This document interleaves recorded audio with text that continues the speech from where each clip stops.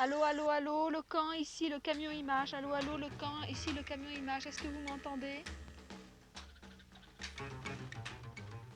Alors oui, je vous reçois très bien, je vous reçois très bien.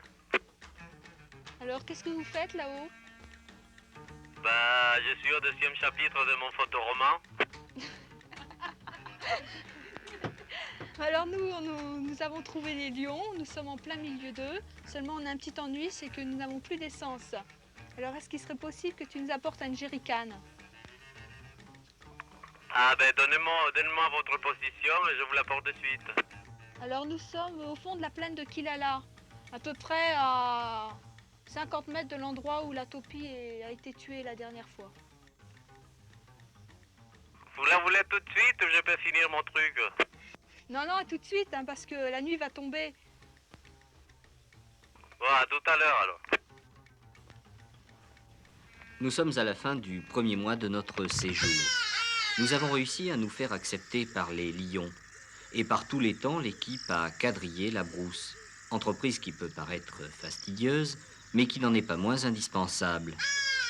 Notre but consistait en un inventaire très précis de chaque bouquet d'arbres. Généralement, les lions trouvent refuge soit au pied des arbres, soit carrément sur les basses branches.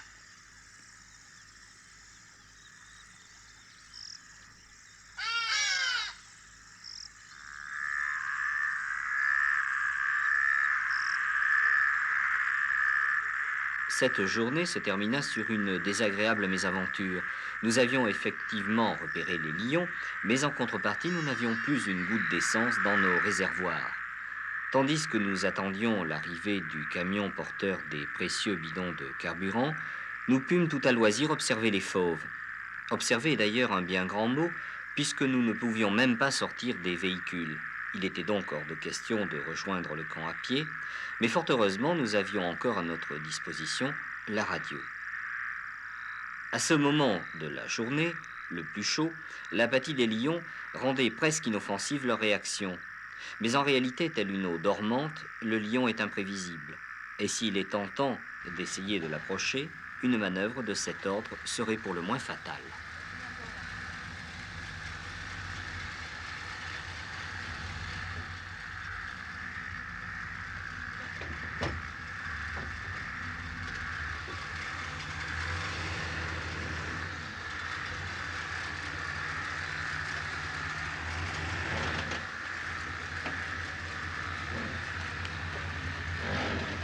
Faut que tu te mettes bien par là.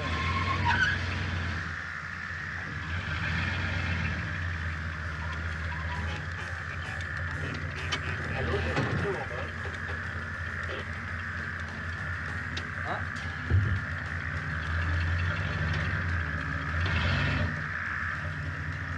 Vas-y, éteins ton moteur, vas-y.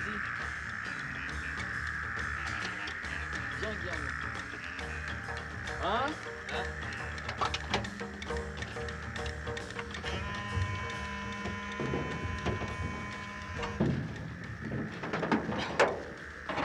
Ça, c'est trop tôt.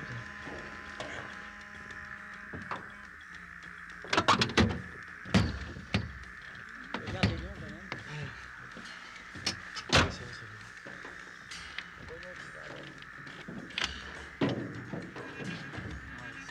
Ça va? Est-ce que t'as la pince?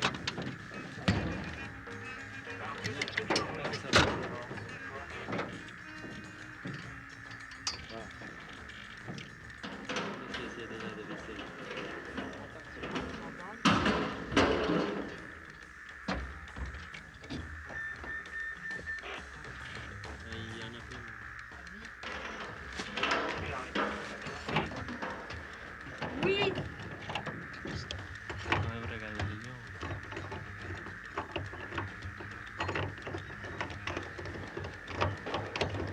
Et alors comment ça se fait que vous êtes tombé en panne? Vous n'avez pas d'indicateur d'essence?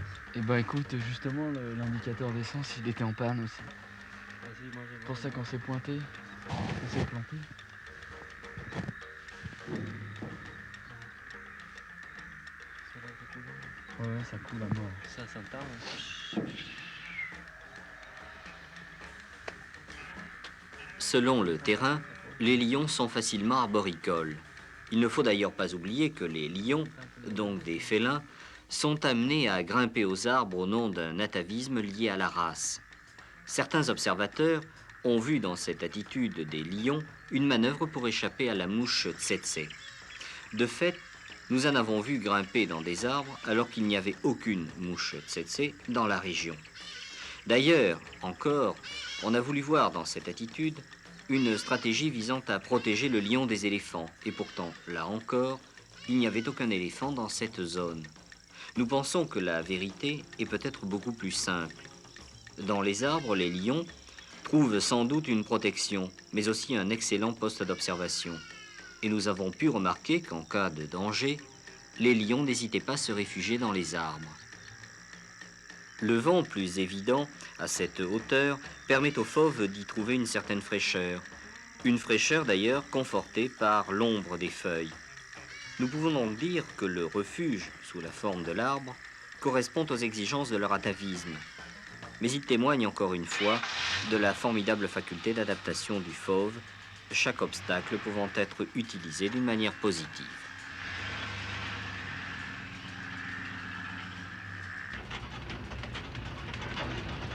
On ne peut pas se passer de haut là. On va voir, mais regardez. Oui. Après avoir fait le plein d'essence, nous repartons pour trouver les lions mâles et femelles adultes. Car dans les branches des arbres en îlot, nous n'avions vu que de jeunes sujets. Après une heure de route en diagonale dans la brousse, nous trouvons des traces, des excréments et des empreintes toutes fraîches. Nous savions que nous étions en vue de la troupe des adultes.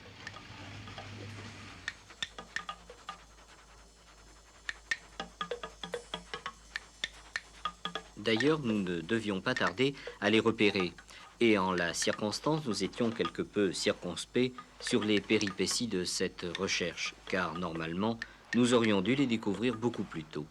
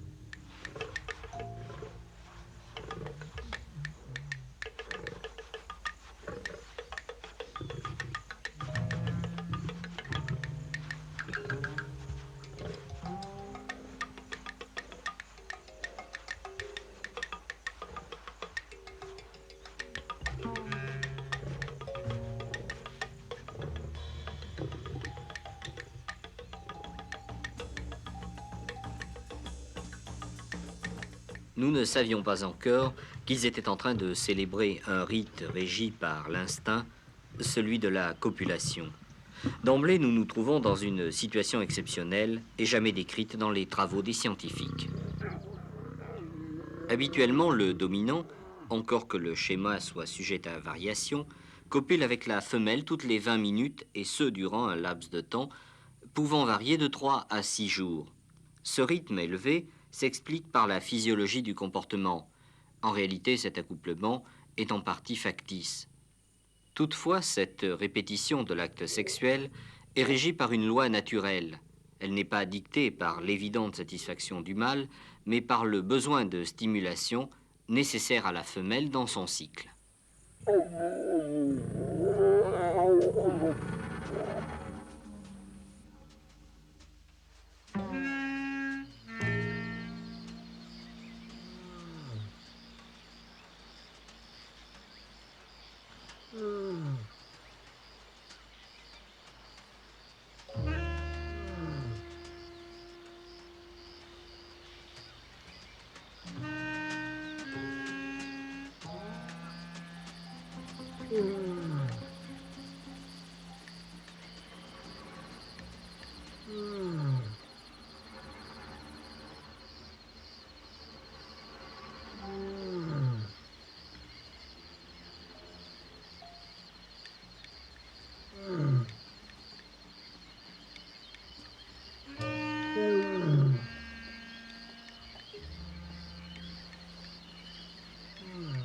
Notre surprise aujourd'hui était grande.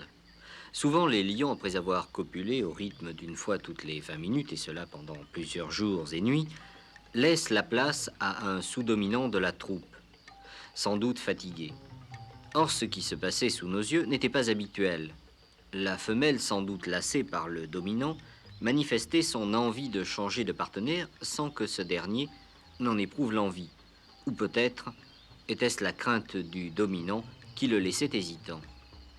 Quant au dominant, lui, il n'avait pas l'intention de céder sa place. Intéressé par ce comportement peu commun, nous décidions de poursuivre nos observations la nuit.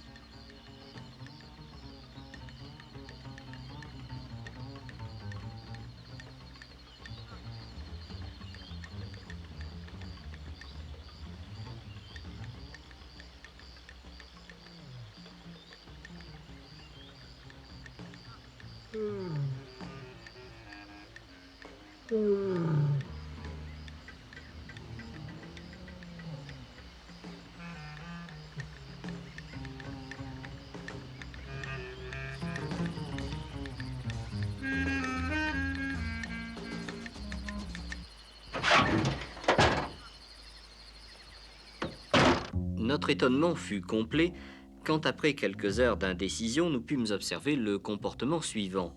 Le dominant tendait à accepter le sous-dominant très près de lui durant l'accouplement souvent simulé. Puis la lionne exprima le besoin de changer de partenaire face au lion dominant qui accepta en sa présence l'accouplement du sous-dominant. Enfin, nous pûmes assister à cette chose à nos yeux fort rare, l'alternance des accouplements tantôt avec l'un, tantôt avec l'autre.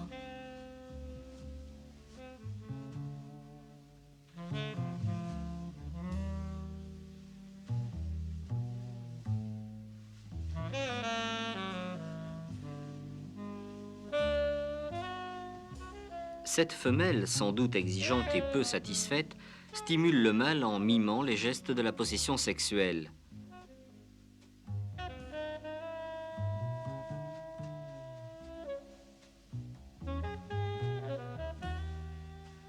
Puis nous la voyons conduire autour du dominant un balai ondulatoire contre ses flancs jusqu'à ce qu'elle obtienne satisfaction, s'étant couchée devant lui.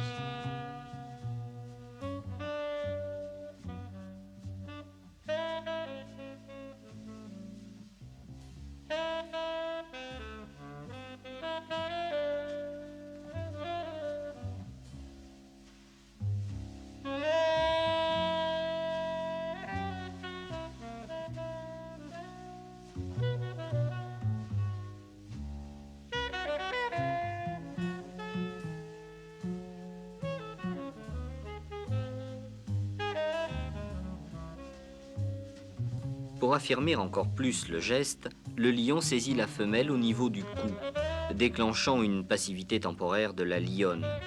Signal ou rappel de l'époque où la mère les prenait à cet endroit pour les transporter. Symbole d'immobilisation, de confiance, mais aussi de reddition. Dans la circonstance présente, la participation d'un deuxième mâle au rite sexuel est tout à fait exceptionnelle. Notre attention était attirée par l'ambiguïté du comportement de la lionne. Cette dernière attirait les mâles et dans le même temps les refusait. Nous ne pouvions expliquer ce comportement que par son option initiale. Le fait d'aller de l'un à l'autre contracte sans doute son temps sexuel. Cette lionne semble vivre à l'accéléré les rites de la copulation et mène un jeu tout en s'efforçant de le subir.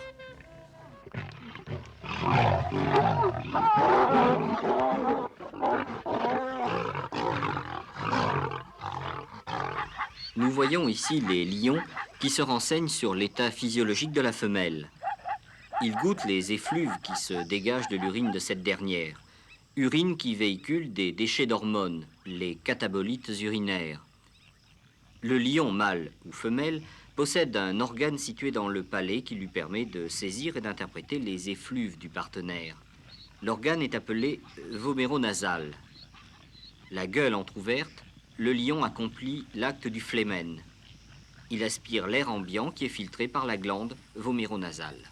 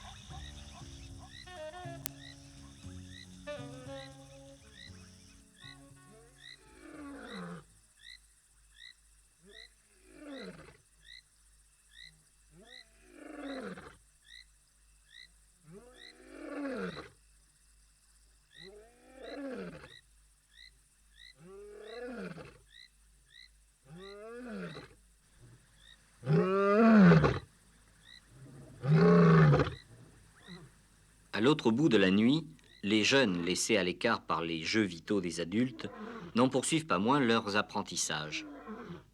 Cette nuit-là, ils rencontrèrent un porc-épic. Celui qui, d'ordinaire, est une proie facile pour un lion adulte, devient ici une énigme impossible à résoudre. Tel un poisson des rochers hérissé de tous ses piquants, il échappe à ses apprentis chasseurs, au sens de la chasse anarchique et bien peu organisée, et sans doute sans l'acquisition d'une stratégie véritablement déterminée. Laissés à eux-mêmes, ces lions ne pourraient prendre une seule proie.